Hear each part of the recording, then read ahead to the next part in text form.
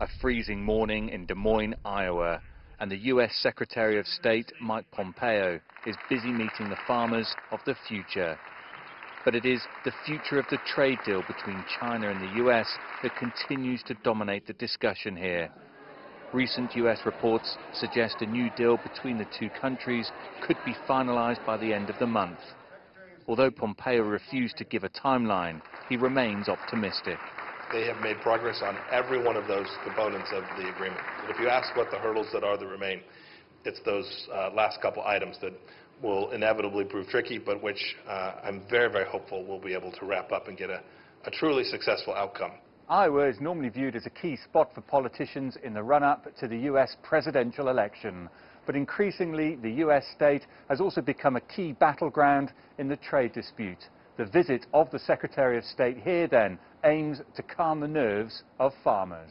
China's been terrific. We want to make a deal. Last week, U.S. President Donald Trump said he would delay imposing higher tariffs on $200 billion worth of Chinese goods, citing substantial progress in the trade talks.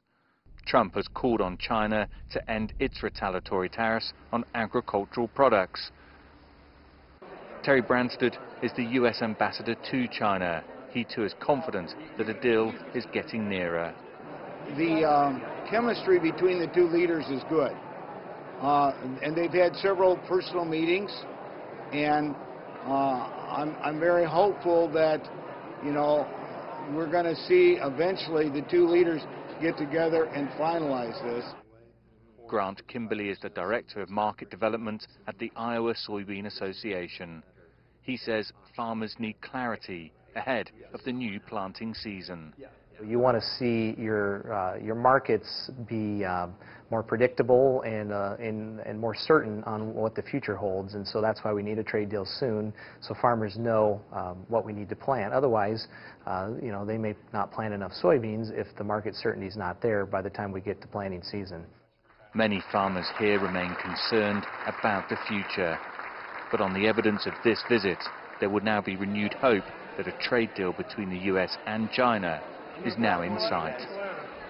Dan Williams, CGTN, Des Moines, Iowa.